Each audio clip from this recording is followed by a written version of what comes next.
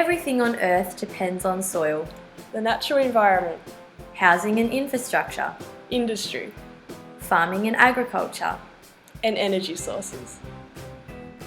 But what is soil?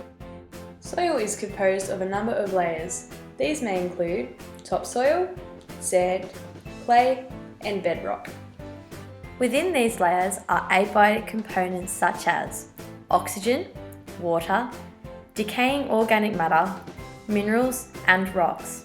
Some biotic components include invertebrates, fungi, and the all-important bacteria. Microbes are arguably one of the most important factors in soil. But why? Well, they assist in processes such as biogeochemical cycles and disease suppression.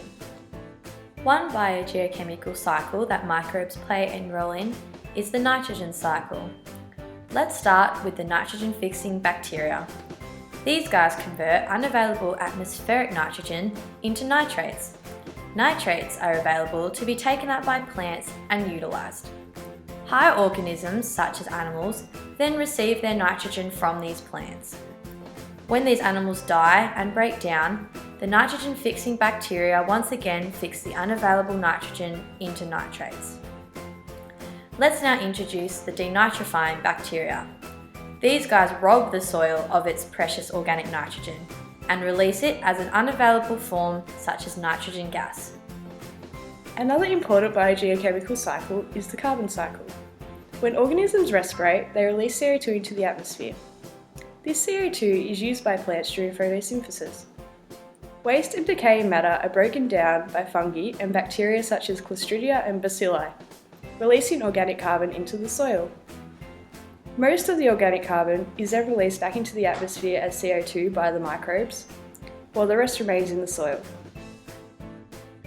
Forming symbiotic relationships with plant roots is also an important function of soil bacteria. Bacteria attached to the roots convert unavailable nitrogen to an available form that plants can then utilise. This makes for one happy plant. In return, bacteria receive nutrients from the plant.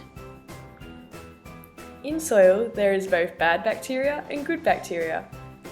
The growth of good bacteria in soil means there is less space and nutrients available for pathogens to grow, resulting in disease suppression.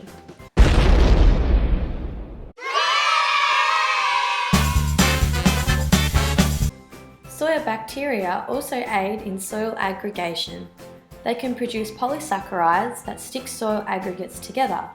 Their negative charge also encourages electrostatic attractions between soil particles. Soil aggregation produces more aerated soil.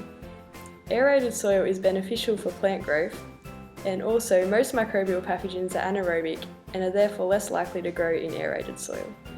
The important functions participated in by soil microbes may be disrupted by changes to the land. The changes may be beneficial to some microbes but detrimental to others. Mining and construction greatly reduces all types of bacteria, such as nitrogen-fixing and decomposing bacteria. This is because the microbial-rich topsoil is removed and compacted in piles. This encourages anaerobic conditions, resulting in a gruesome death of our good aerobic bacteria. This excavated soil has little value due to the lower numbers of microbes within it. The process of cultivation also has a negative impact on soil microbes. Soil cultivation supports less microbes due to lower nitrification, higher denitrification, and lower carbon levels. But not all land changes are bad. Agroforestry is an example of a beneficial land change. Agroforestry is a complementary system where trees and shrubs are grown alongside livestock and crops to enhance productivity and diversity. A study done by Bandry et al. In 2015 found that agroforest communities host more bacteria due to a higher carbon and moisture content and a more optimal pH. Grazing has both good and bad effects on soil microbes depending on its severity.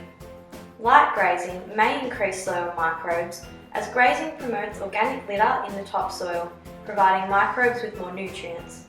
However, heavy grazing reduces soil bacteria as soil is compacted by animals, resulting in higher denitrification and lower oxygen availability. So what have we learned today?